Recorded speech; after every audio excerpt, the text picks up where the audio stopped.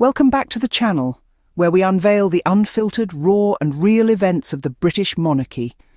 Today, we're turning the spotlight onto a recent wave of dissent that swept through the heart of London, right outside the historic Westminster Abbey. This wasn't just another day in the bustling city. No, this was a day when the voices of the people echoed off the ancient walls, demanding answers, demanding change. The air was thick with a blend of indignation and resolution as chants filled the streets. The slogans were clear, powerful and undeniably resonant. No, not my king. Ditch the duchies. Abolish the monarchy. Each one a direct challenge to the monarchy's relevance in today's world. These aren't just words thrown into the wind. They are the embodiment of a sentiment that has been simmering beneath the surface of British society for quite some time. A sentiment that is now boiling over into public squares and onto mainstream platforms. These slogans, these protests, they're the manifestation of a question that's plaguing the minds of many. Why are taxpayers still funding an institution that seems increasingly detached from the realities of the modern world? This isn't just about the monarchy as an institution. It's about the individual figures, the faces that represent this institution. The king, the princes, the duchesses. Are they really serving the people, or are they merely figureheads, symbolic remnants of an era long past? But let's not lose sight of the fact that these protests, these slogans, they don't just represent dissatisfaction. They represent a call for change, a demand for a system that truly serves the people. They're a reflection of a growing movement, a collective voice that's getting louder and more assertive. And so, we find ourselves at a crossroads. Will the monarchy listen to these voices? Will they adapt and evolve? Or will they hold on to traditions that may no longer serve the people? Only time will tell. These aren't just random slogans. They reflect a growing movement that questions why taxpayers are funding an outdated, dysfunctional institution that does nothing for the people. King Charles, who has spent his entire life waiting for the throne, has failed to win over the public. This isn't just a casual observation. It's a painful reality that the royal family is grappling with. King Charles's reign has been marred by numerous scandals, financial mishaps, and an overall tone-deaf leadership style. He's been embroiled in controversies that have left the public questioning his ability to lead. His dubious financial dealings and questionable ethics have left a sour taste in the mouths of the British people, amplifying their dissatisfaction with the monarchy. Let's rewind a bit. Do you remember the uproar in 2022 when Charles and Camilla were booed during public events? That wasn't a one-off incident. It was a clear sign of the public's growing disdain for Charles's reign. And this wasn't just about his personal shortcomings. It was an outcry against a system that seemed increasingly irrelevant in a modern democratic society. Fast forward to 2023, the year of Charles's coronation. Instead of a nation united in celebration, we saw thousands gathered in protests, openly rejecting Charles's rule. The coronation, usually a grand spectacle symbolizing unity and pride, turned into a stage for public dissent. And here we are in 2025, and the situation hasn't improved. In fact, the frustration is louder than ever.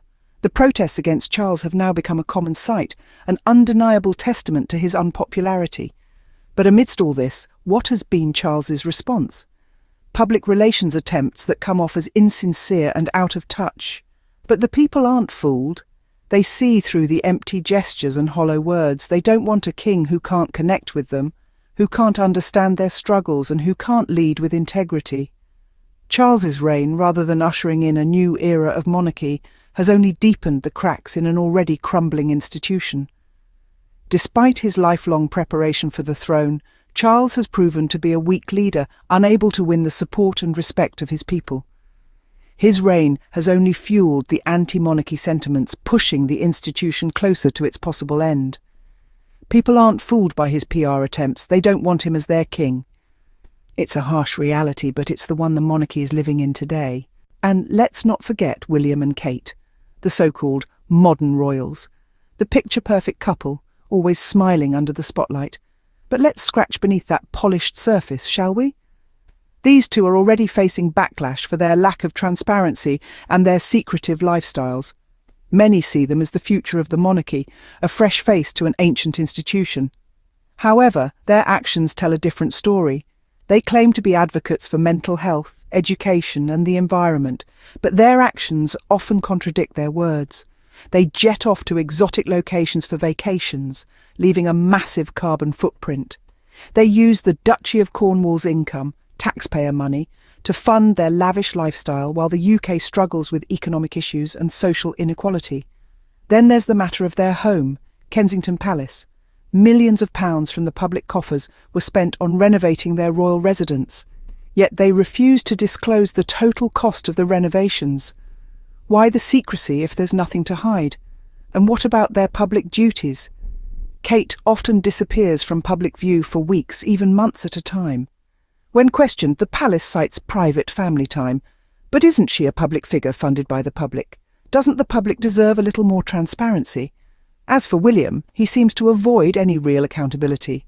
Despite the mounting criticism and the public's demand for transparency, he remains silent. The few statements that do come out of Kensington Palace are often vague and fail to address the issues at hand. It seems that William and Kate are following in the footsteps of their predecessors, enjoying the perks of royalty while shirking their responsibilities. They benefit from their royal status, yet they fail to uphold the standards of transparency and accountability that should come with it. This is not a monarchy for the people, it's a monarchy for the privileged few. The British public deserves better. They deserve leaders who are transparent, accountable, and genuinely committed to serving the people. Until then, the monarchy remains a symbol of inequality and privilege. Let's not forget why Meghan and Harry left. The Duke and Duchess of Sussex, once the royal family's shining stars, boldly stepped back from the royal limelight. And their reasons? Well, they were far from trivial. The couple cited the relentless and often racist media scrutiny as one of their main reasons for leaving. But the cracks ran deeper, right into the heart of the monarchy itself. Meghan and Harry were suffocating under the weight of archaic traditions, the unrelenting public eye, and a family that seemed to be more concerned about maintaining a facade than supporting one of their own. Meghan, a biracial American woman, was a breath of fresh air in the stuffy halls of Buckingham Palace. But instead of embracing her, the monarchy seemed to recoil. The institution refused to adapt, to evolve, to change. The couple's plea for help, for understanding, went unheard. Instead, they were met with silence, with indifference. This indifference, this refusal to change, is what led Meghan and Harry to make the hard decision to step away. To protect their son, to protect their sanity, they chose self-preservation over royal duty. And who can blame them? In the face of the monarchy's stubborn adherence to outdated traditions and elitist attitudes, Meghan and Harry chose freedom.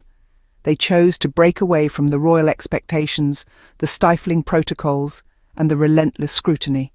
They chose to carve out a new path, one that prioritized their well-being and their family's happiness. And what has their departure revealed about the monarchy? It's shown us a family stuck in the past, unwilling to change, and unable to support its own. It's shown us a family that values tradition over individuals, duty over humanity.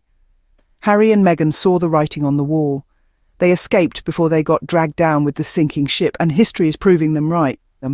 The British people are waking up to the reality that the monarchy is an unnecessary burden. As we've seen, the protests are growing, and the voices calling for the abolition of the monarchy are getting louder. The question is no longer if, but when will this change take place? For centuries, the monarchy has been a symbol of British tradition and heritage. But as we move further into the 21st century, many are questioning whether this institution still serves a purpose. And it's not just about the financial burden on taxpayers, it's about the values that the monarchy represents. In an age of transparency, equality, and accountability, the monarchy seems to stand for the opposite. The monarchy's attempts to modernise have been met with scepticism. The younger generation of royals, led by William and Kate, were supposed to usher in a new era of relatability, but as we've seen, they've been unable to escape the scandals and criticism that have plagued the royal family for years. And then there's King Charles. His unpopularity and string of controversies have only added fuel to the anti-monarchy movement. His reign, which was supposed to bring stability, has instead brought division and discontent. As the protests continue to grow, one thing is clear: the monarchy's hold on the British people is weakening.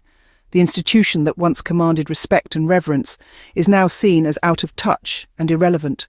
So what lies ahead for the monarchy? Some believe it will adapt and survive, becoming more symbolic and less influential. Others predict its eventual abolition, replaced by a republic. But one thing is certain: the monarchy as we know it is changing, and its future is uncertain. So what do you think? Will the monarchy survive the next decade, or are we watching the beginning of the end? Drop your thoughts in the comments below.